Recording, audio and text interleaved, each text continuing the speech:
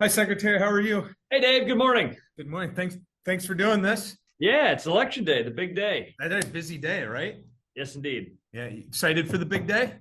Oh, we are because of how impactful elections are, but also because it's been a long few months. I think we're all ready to bring this thing in for a landing. Yeah, certainly, no doubt. Secretary, a lot of big races, but will voter turnout be big? I think it will. It already has been through early voting.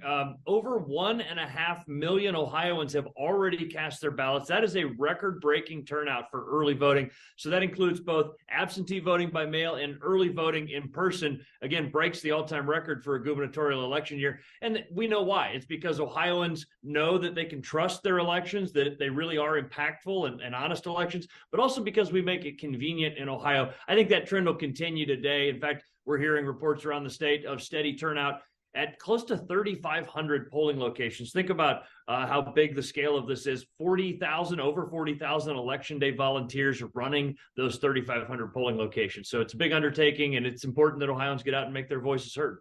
So hearing all of this, you're not surprised then? No, not surprised at all. And listen, Ohio has been on a long trajectory of record-breaking turnouts. We had record-breaking years in 16 and 18. In 2020, we shattered the all-time record with nearly 6 million people casting a ballot. And again, Ohioans like to make sure that their voice is heard in this important civic process. With the early voting, and you just mentioned it, that you see this as a trend that will continue. Can you talk more again why you think that trend will continue? Yeah, part of it's just intuitive. It has grown over the nearly 20 years that Ohio has had early voting and absentee voting. And one of the reasons it's grown is when somebody tries it, they like it. They realize this is a convenient way to cast a ballot. This is a secure way to cast a ballot. I get my I voted sticker. I get out the door. And for many Ohioans, they may have tried it for the first time in 2020 because of all of the uncertainty in that year. I think many Ohioans tried voting absentee by mail or in person at the early voting location. And as a result of that, they're continuing to vote that way. Big story that we talked about this morning on our morning show Go, and a lot of people are talking about this. You touched on a little, is the integrity of the election process, and people want to make sure that their vote counts and that they can trust that their vote counts.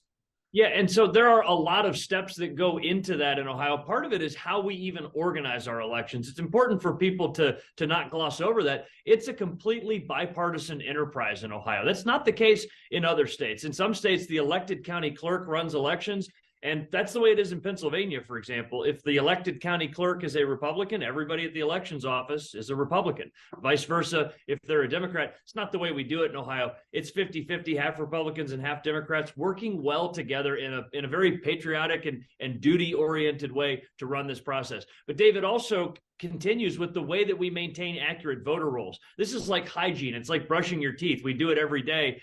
We remove deceased voters from the voter rolls. We make sure only citizens can be registered. We get addresses updated. When people move out of state, we process them for removal from the voter rolls. It also continues with voting machines. I think some of the biggest fallacies and myths out there are related to this notion that somehow voting machines are connected to the internet. 100% false. Ohio voting machines are never connected to the internet. We would never consider that. They're not even allowed to be under law, and we don't buy voting machines that are capable of an internet connection. We test them before each election with Republican and Democratic technical experts testing the machines. They put tamper evidence seals on them, put them in a double locked room with a Republican key and a Democratic key, so that you got to have both parties there. But even with that, as secure as our voting machines are, that's not the final word. We use voting machines to tabulate the results on election night because we want to know that. And by the way, Ohio will count all the ballots that we have tonight. Contrast that with some of our neighboring states that are already saying we're not going to have all of our ballots counted on election night. That's not the way we do it in Ohio. We brew a pot of coffee, we stay up late. The boards of elections know that, and we'll count every ballot we have tonight. That won't be all the ballots because there'll still be some coming in from overseas and military and that kind of thing over the next 10 days. But 3 weeks after the election, we count the hard copy paper. We call this a post-election audit. And it's the way that we reconcile the hard copy paper and compare it to the electronic result. The two have to line up. And routinely, we've had an accuracy rate above 99.9%. In fact, 99.98% was the accuracy rate in 2020 when we counted the hard copy paper and compared it to the electronic results. Ohioans know they can trust their elections. I wonder if a lot of people don't realize that different states do it a different way. It's not a glitch. It's a feature of American democracy that every state does things a little bit differently. But, you know, it's important that one of the great things about our very decentralized system of government in this country is that what you have is 50 little laboratories of democracy trying different things. Ohio is the one that works really well and really the example that other states want to follow. That's why I was asked to testify in the Pennsylvania State Senate last year, because they wanted to know, why is it their neighbor to the west gets this right when they continue to struggle with getting results done on election night, for example. I made 10 recommendations to Pennsylvania. I'm sorry to say they haven't implemented them, but we work all the time with other states to show, here's the Ohio model, here's how we do it. We make it easy to vote and hard to cheat. And that's really the gold standard that other states should follow. As far as when you go to vote, you obviously have the great workers that are there. Is it a challenge, though, to get workers there at the polls? You know, it can be, but Ohioans step up. We've been really purposeful about this. We've launched 5 really innovative and award-winning recruiting programs that have gotten notoriety all throughout the country. I'm happy to say that every one of our close to 3,500 polling locations opened this morning, staffed by over 40,000 election day volunteers. So yeah, it's a big undertaking to recruit all those folks, but Ohioans are very dutiful and purposeful and patriotic about this. And so when you go to vote, of course, you got to bring your state ID, your driver's license, or one of those alternative forms of identification, but also bring a smile. Thank those poll workers, because the men and women sitting there at the table, checking you in, handing you your I voted sticker, showing you how to cast your ballot. Those are our fellow Ohioans, and they deserve your gratitude for the work they're doing today. Yeah, I agree. Bring a smile. I have to tell you, any experience I've ever had when it comes to voting, the workers, they're just so friendly. I mean, they make it easy.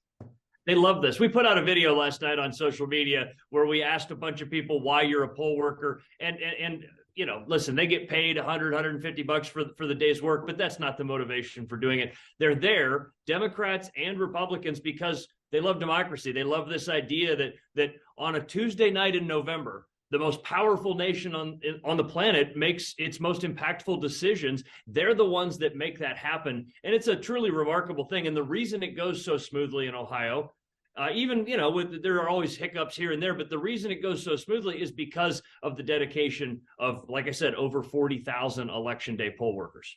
Absolutely. I take a lot of pride in putting that sticker on afterwards.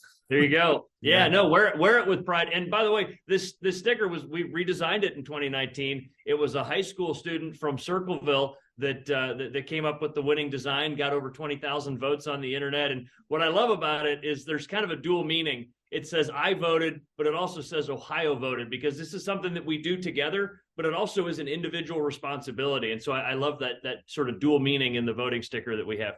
Absolutely. Very cool. All right, that's it. Thank you for taking the time. I appreciate it. Thank you, Dave. Take care. All right.